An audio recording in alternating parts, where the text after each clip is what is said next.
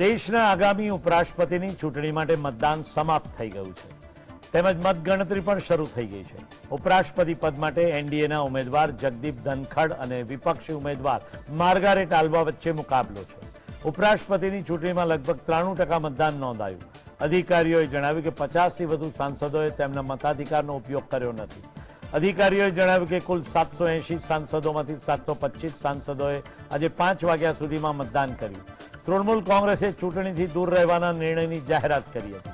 જોકે ટીએમસીના 2 સાંસદો શિશિર કુમાર અધિકારી અને દીબેન્દુ અધિકારીએ પોતાનો મત આપ્યો। ઉપરાષ્ટ્રપતિની ચૂંટણી માટે મતદાન બાદ સની દેઓલે પણ મતદાન કર્યું ન હોવાના વાત સામે આવી। પરિણામની ઘોષણા પછી પીએમ મોદી બીજેપી અધ્યક્ષ જેપી નડ્ડા ઉપરાષ્ટ્રપતિ પદના ઉમેદવાર જગદીપ ધનખડને તેમના ઘરે જઈને મળશે। Our candidate, Shri Jagdeep Dhankar ji, will win with a thumping margin and record margin. अब तक कैसा रहा टीएमसी सस्टेन कर गई है और तक मतदान कैसा रहा सर? मतदान तो बहुत अच्छा है। अभी 6-7 जहाँ तक मुझे इन्फॉर्मेशन मिला है, मोर देन 670 एमपीज उन्होंने उनका वोट डाला है, वोट उन्होंने उनका चलाया है। They have voted now and मुझे लगता है पूरा से पूरा वोटिंग हो जाएगा, एक्सेप्ट जो अभी वोटिंग न करने का निर्णय लिया है। इसके अलावा शायद पूरा वोटिंग हो जाएगा।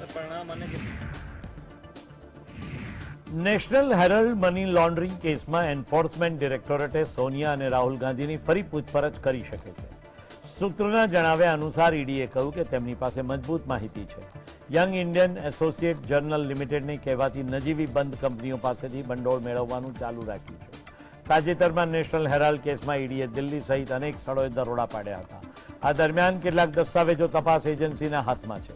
નેશનલ હેરલ્ડ કેસમાં ગાંધી પરિવારની પૂછપરછને લઈને ચાલી રહેલા રાજકીય વિરોધ વચ્ચે એન્ફોર્સમેન્ટ ડિરેક્ટોરેટ સોનિયા અને રાહુલ ગાંધીની ફરીથી પૂછપરછ કરવાની તૈયારી કરી રહ્યું છે। હકીકતમાં તપાસ એજન્સીને આ કેસમાં નવા પુરાવા મળ્યા છે, તેથી ઈડીએ ફરીથી સવાલ જવાબોની તૈયારીઓ શરૂ કરી દીધી છે।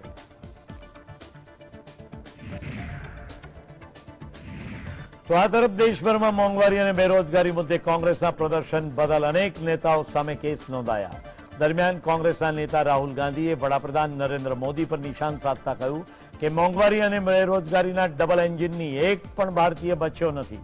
કોંગ્રેસના સાંસદ રાહુલ ગાંધીએ કહ્યું કે તેઓ એફઆઈઆર નોંધી શકે છે, તેઓ જે ઈચ્છે તે કરી શકે। આજે આપણા દેશમાં પ્રદર્શન કરવું અને પોતાનો અભિપ્રાય વ્યક્ત કરવો એ ગેરકાયદેસર છે, પછી તેઓ જે કરવા ઈચ્છે છે તે કરી શકે છે। આ પહેલા પણ રાહુલ ગાંધીએ કહ્યું હતું કે આજે દેશમાં સરમુખત્યારશાહી ચાલી રહી છે। અમે મોંઘવારી બેરોજગારી જેવા મુદ્દાઓ પર ચર્ચા કરવા માંગીએ છીએ, પરંતુ અમને જેલમાં ધકેલી દેવામાં આવ્યા છે।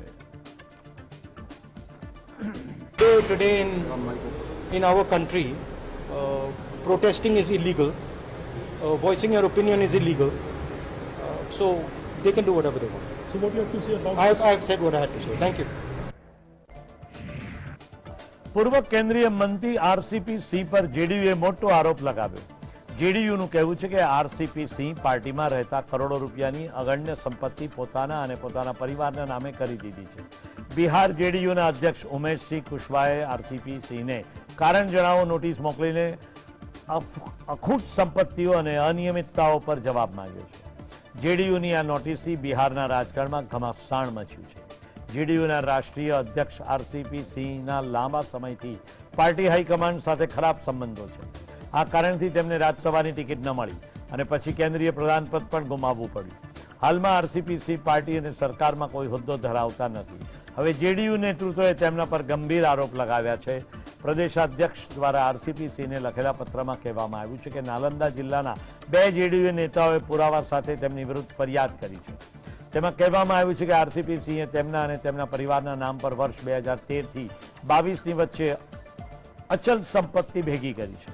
તેમાં ઘણા પ્રકારની અનિયમિતતા પણ સામે આવી છે। જેડીયુએ અગર સંપત્તિ મામલે આરસીપી સિંહ પર જવાબ માંગ્યો છે। પ્રદેશાધ્યક્ષ ઉમેશ સિંહે કહ્યું કે તેઓ ટૂંક સમયમાં તેમના અને તેમના પરિવાર સાથે જોડાયેલી સંપત્તિ મામલે પોતાનો જવાબ રજૂ કરે। कारण तो बिल्कुल स्पष्ट है, जो जानकारी मिली कई स्रोतों से कि सरकार में रहते हुए, सरकार के साथ रहते हुए, पार्टी के शीर्ष पद पर रहते हुए संपत्ति अर्जित पूर्व के राष्ट्रीय अध्यक्ष जी ने की है, अब जो भी संपत्ति उन्होंने अर्जित की उसके बारे में उनको क्या कहना है, पार्टी यह जानना चाहती है। तो पहले तो आप बताएंगे, इस पर अपनी सफाई देंगे या क्या करेंगे, क्या कहेंगे, इस बात का इंतजार हम करेंगे और उसके बाद फिर पार्टी अगले कोई एक्शन पर विचार करेगी। देखिए, सीधी सी बात है, बड़ा गंभीर मसला आज मैंने अखबारों में देखा। इस गंभीर मसले पे साफ तौर पर चीजें लोक विमर्श में आनी चाहिए, क्योंकि जो लगातार हमारे नेता प्रतिपक्ष तेजस्वी जी कह रहे थे, कहीं न कहीं आज उस बात की तस्दीक हो रही है। और इसलिए हम समझते हैं कि तब जब लोग कहते थे कि यूं ही तेजस्वी जी आरोप लगा रहे हैं, आज उसकी एक तरह से हमने उसके पक्ष में एविडेंस देखा। દિલ્હીના ઉપરાજ્યપાલ વી.કે. સક્સેનાએ એક્સાઇઝ પોલિસીને લઈને મોટી કાર્યવાહી કરી છે. તેમણે વિજિલન્સ રિપોર્ટ બાદ એક્સાઇઝ પોલિસીમાં કૌભાંડના આરોપમાં એક્સાઇઝ કમિશનર આરવ ગોપીકૃષ્ણ, તત્કાલીન આબકારી કમિશનર ડેનિક્સ આનંદ કુમાર તિવારી સહિત 11 અધિકારીઓને સસ્પેન્ડ કર્યા. આ કાર્યવાહી એક્સાઇઝ પોલિસીને લાગુ કરવામાં થયેલી ચૂકને લઈને કરવામાં આવી છે. તેમણે અધિકારીઓ સામે સસ્પેન્શન અને શિસ્તભંગના પગલા માટે વિજિલન્સને મંજૂરી આપી છે. મનીષ સિસોદિયાના આરોપીઓની થોડી મિનિટો બાદ એલજીએ કાર્યાલયે જણાવ્યું કે ઉપરાજ્યપાલ વી.કે. સક્સેનાએ દિલ્હીના તત્કાલીન આબકારી કમિશનર આઈએએસ અધિકારી આરવ ગોપીકૃષ્ણ અને દાનિક્સ અધિકારી આનંદકુમાર તિવારી ઉપ એક્સાઇઝ કમિશનરની સામે મુખ્ય શિસ્તી કાર્યવાહી શરૂ કરવાની મંજૂરી આપી દીધી છે. बात एलजी की कर रहे हैं, press conference Bharatiya Janata party के राष्ट्रीय प्रवक्ता कर रहे हैं। इतना डर क्यों लग रहा है उनको? जांच होने दीजिए। पिछले 1 महीने से भारतीय जनता पार्टी के प्रवक्ता यही तो कहते थे हमें कि जांच से क्या डर, जांच होने दीजिए। अब भारतीय जनता पार्टी को एलजी साहब की जांच से क्या डर है, ये भारतीय जनता पार्टी बताए। जांच होने दीजिए। अगर कुछ नहीं किया तो कुछ नहीं मिलेगा, कुछ किया है तो मिलेगा। और वैसे भी सीबीआई तो आपकी अपनी एजेंसी है, केंद्र सरकार की इन्वेस्टिगेटिंग एजेंसी है। उससे सीबीआई को अगर जांच करने के लिए कहा जाता है तो डर किस बात का है, ये भारतीय जनता पार्टी बताए। क्या भारतीय जनता पार्टी के नेताओं को एलजी के इस आखिरी 48 घंटे पहले बदले हुए फैसले से कुछ फायदा हुआ है? कोई भारतीय जनता पार्टी के ऐसे नेता हैं जिनकी इसके अंदर मिलीभगत है? તો આ તરફ દિલ્હીમાં ઉપરાજ્યપાલ અને રાજ્ય સરકારની વચ્ચેનો ગજગરા વધી ગયો છે. હવે સરકારે ઉપરાજ્યપાલ સામે સીબીઆઈની તપાસની માંગણી કરી છે. આ માટે નાયબ મુખ્યપ્રધાન મનીષ સિસોદિયાએ સીબીઆઈ ડિરેક્ટરને પણ પત્ર લખ્યો. મનીષ સિસોદિયાએ પોતે એક્સાઇઝ મંત્રી પણ છે અને તેમણે પ્રથમ વખત સ્વીકાર કર્યો કે દિલ્હી સરકારને નવી એક્સાઇઝ પોલિસી 2021-22 હેઠળ હજારો કરોડ રૂપિયાનું નુકસાન થયું છે. તેને માટે તેમણે એલજી પર આરોપ લગાવ્યો, જેમણે 17 નવેમ્બર 2021 લાગુ થયેલી નવી વ્યવસ્થા પર અંતિમ ક્ષણે યુ ટર્ન લઈ લીધો હતો. આમ આદમી પાર્ટીના નેતાએ કહ્યું કે હવે તેઓ સીબીઆઈને પત્ર લખીને આ મામલાની તપાસની માંગ કરી રહ્યા છે. પ્રેસ કોન્ફરન્સને સંબોધિત કરતા સિસોદિયાએ કહ્યું કે 2021-22 આબકારી નીતિને લાગુ કરવા પહેલા 2 વખત ફાઇલને એલજી પાસે મોકલવામાં આવી હતી. पहले से मंजूर, अपने से ही मंजूर पॉलिसी को अपने ही लेवल पे बदलने की कोशिश की और जब दुकानें नहीं खुल पाई तो कुछ लोगों की तो दुकानें नहीं खुल पाई लेकिन कुछ की खुल गई। और जिन लोगों की खुली, क्योंकि दिल्ली में तो पहले ऐसे शराब बिक रही थी, जिन लोगों की दुकानें खुली उनको करोड़ों रुपए का फायदा हुआ, हजारों करोड़ रुपए का फायदा हुआ। जिन लोगों को अनऑथराइज एरिया में दुकानें खोलने का लाइसेंस मिला था उनकी नहीं खुली और जिनको अनऑथराइज एरिया में मिला था उनकी दुकानें खुल गई। इससे जानबूझ के उनको फायदा पहुंचाया गया ताकि कुछ वेंडर्स को फायदा पहुंचे और कुछ को नुकसान पहुंचे। मैंने आपके सामने इसलिए रखा, मैं इसीलिए इस मामले को पूरे को सीबीआई के सामने भेज रहा हूं कि इस मामले की जांच होना बहुत जरूरी है।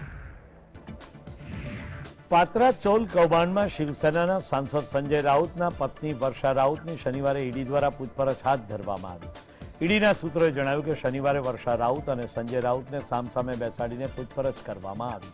સંજય રાઉત હાલમાં ઈડીની કસ્ટડીમાં છે. 4 ઓગસ્ટે કોર્ટે તેમની કસ્ટડીમાં વધારો કર્યો. ઈડીએ સંજય રાઉત સંબંધિત 11 કરોડ 15 લાખની સંપત્તિ જપ્ત કરી હતી. પાત્રાચૌલ કૌભાંડની રકમથી અલીબાગના પ્લોટ અને અન્ય સંપત્તિ ખરીદવામાં આવી હોવાની ઈડીને આશંકા છે. અલીબાગના પ્લોટમાં વર્ષા રાઉત તથા સંજય રાઉતના નજીકના સાથીદાર સુજીત પાટકરની પત્ની સ્વપ્ના પાટકરની ભાગીદારી હોવાનું જાણવા મળ્યું. આ તમામ આર્થિક વ્યવહારની માહિતી મેળવવા ઈડી વર્ષા રાઉતની પૂછપરછ કરી રહી છે. અગાઉ પણ ઈડીએ વર્ષા રાઉતની પૂછપરછ કરી હતી.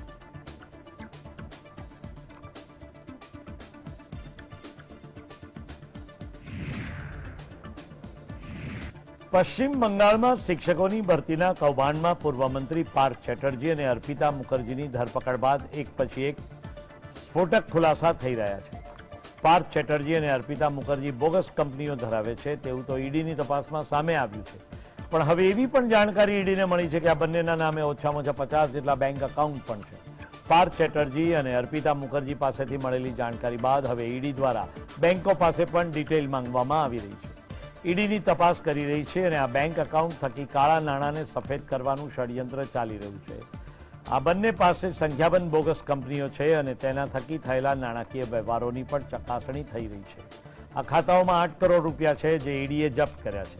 આ અગાઉ અર્પિતા મુખર્જીના 2 ફ્લેટમાંથી 50 કરોડની કેશ પણ પકડાયા બાદ આ કેસ દેશભરમાં મુદ્દો છગ્યો હતો. હાલમાં પાર્થ ચેટર્જી અને અર્પિતા મુખર્જીની ઈડી કસ્ટડીમાં છે.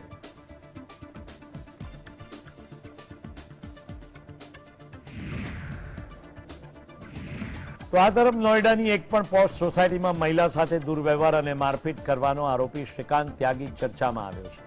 આરોપી શ્રીકાંત ત્યાગી ભારતીય જનતા પાર્ટી સાથે સંકળાયેલા હોવાનું કહેવાય છે. તેની સોસાયટીમાં અતિક્રમણને લઈને એક મહિલા સાથે ઝઘડો થયો અને આ દરમિયાન ત્યાગીએ અપશબ્દોનો વરસાદ વરસાવતા હાથ ઉગામવાનો પ્રયાસ કર્યો. વિડીયોમાં શ્રીકાંત ત્યાગીને સોસાયટીની એક મહિલા સાથે દુર્વ્યવહાર કરતા અને ઝપાઝપી કરવાનો પ્રયાસ કરતા જોવા મળે છે. આ મામલે નોઈડાના સેક્ટર 93B માં આવેલા ગ્રાઉન્ડ ઓમેક્સ સોસાયટીનો છે અને આરોપ છે કે ત્યાગી અહીં ગેરકાયદેસર કબજો જમાવવાનો પ્રયાસ કરી રહ્યો હતો. તેણે સોસાયટીના ગ્રીન બેલ્ટમાં 20થી વધુ વૃક્ષો વાવ્યા તેમજ આ જમીનને તે પોતાની ખાનગી મિલકત દર્શાવતા હતા, જેની સામે સોસાયટીમાં રહેતી એક મહિલાએ એનો વાંધો ઉઠાવ્યો તો ત્યાગીએ તેની સાથે ગેરવ્યવહાર કર્યો. જોકે ભાજપે શ્રીકાંત ત્યાગી સાથે પક્ષને કોઈ લેવા દેવા ન હોવાનું જણાવ્યું છે. આમ આદમી પાર્ટી આ મુદ્દે ભાજપને ઘેરી છે. શ્રીકાંત ત્યાગીનો મહિલા સાથે ગેરવર્તણૂકનો આ વિડીયો વાયરલ થયા બાદ પોલીસે તેને ઝડપી પાડવા ચક્રો ગતિમાન કર્યા છે. પરંતુ ત્યાગી પોતાના પરિવાર સાથે ફ્લેટમાંથી ફરાર થઈ ગયો છે. શ્રીકાંત લાંબા સમયથી વિવાદો સાથે સંકળાયેલો છે અને 2.5 વર્ષ પહેલા શ્રીકાંત ત્યાગીની પત્નીએ તેને લખનૌમાં તેની ગર્લફ્રેન્ડ સાથે રંગે હાથે ઝડપી પાડ્યો હતો, જે દરમિયાન પણ ભારે હોબાળો થયો. પોલીસે હરકતમાં આવીને શ્રીકાંત ત્યાગી પર કાર્યવાહી શરૂ કરી છે. તેની 3 લક્ઝરી વાહનો જપ્ત કરવામાં આવ્યા. ઉપરાંત ઠેર ઠેર તેની શોધખોળ પણ કરવામાં આવી રહી છે. कि उस व्यक्ति ने महिलाओं की इज्जत के साथ और दुर्व्यवहार किया है और पुलिस ने धाराओं में 354, 323, 504, 547, 5 धाराओं में उनके खिलाफ केस बुक किया है और पुलिस अधिकारी कोर्ट गए हैं उसके खिलाफ गिरफ्तारी वारंट लेने के लिए. और ये मैंने हमारे देश के राष्ट्रीय नेतृत्व ने और प्रदेश के हमारे मुख्यमंत्री जी ने, देश के गृह मंत्री जी ने, सभी ने इसका संज्ञान लिया है. और हमें ये पार्टी के सभी लोग और मैं सांसद जनप्रतिनिधि होने के नाते अपने क्षेत्र की जनता को ये विश्वास दिलाता हूँ कि इसकी गिरफ्तारी 100% होगी. ऐसा था कि लोग अपनी गलियों के बाहर ये साइन लगा के रखते थे कि हमारे मोहल्ले में लड़कियां रहती हैं, भारतीय जनता पार्टी के नेता इन गलियों में ना आए.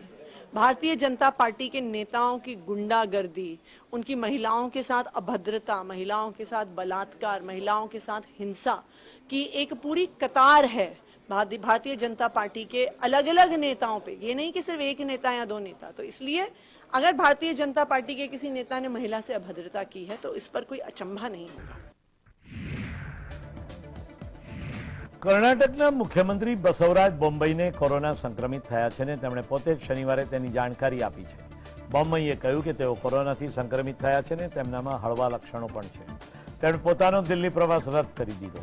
બોમ્મઈએ કહ્યું કે તેઓ ઘર પર જ ક્વોરન્ટાઇન થઈ ગયા છે ને આ સાથે તેમણે છેલ્લા થોડા દિવસોમાં તેમના સંપર્કમાં આવેલા લોકોને પણ વિનંતી કરી તેઓ પોતાનો ક્વોરન્ટાઇન ટેસ્ટ કરી લે અને કોરોના ટેસ્ટ કરાવે. સીએમ બોમ્મઈને દિલ્હી પ્રવાસ રદ કરી દેવામાં આવ્યો છે. તેઓ શનિવારે આઝાદી કા અમૃત મહોત્સવ પરની રાષ્ટ્રીય સમિતિ અને નીતિ આયોગની ગવર્નિંગ કાઉન્સિલની બેઠકમાં ભાગ લેવા માટે દિલ્હી જવાના હતા. આ પહેલા જ શુક્રવારે બોમ્મઈ અને બેઠકો અનેક કાર્યક્રમોમાં સામેલ થયા હતા.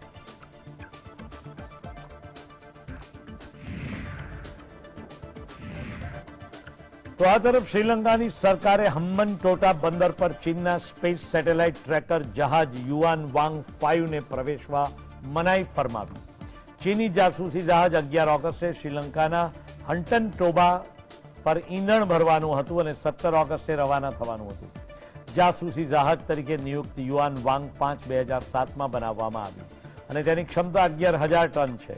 સર્વેલન્સ જહાજ 13 જુલાઈના રોજ ચીનમાં જિયાંગથી રવાના થયું હતું અને હાલમાં તે તાઇવાનની નજીક સ્થિત છે.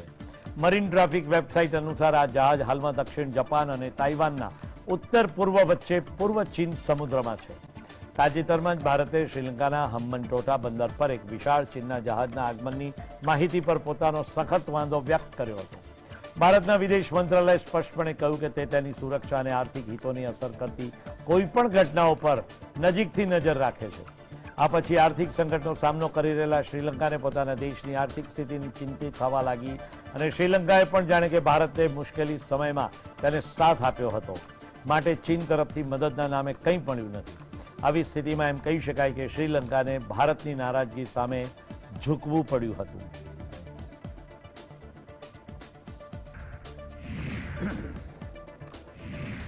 ચીન અને ભારત વચ્ચે લદ્દાખ મોરચે ચાલી રહેલી તંગદિલીમાં ચીને વધારો કરી રહ્યો છે.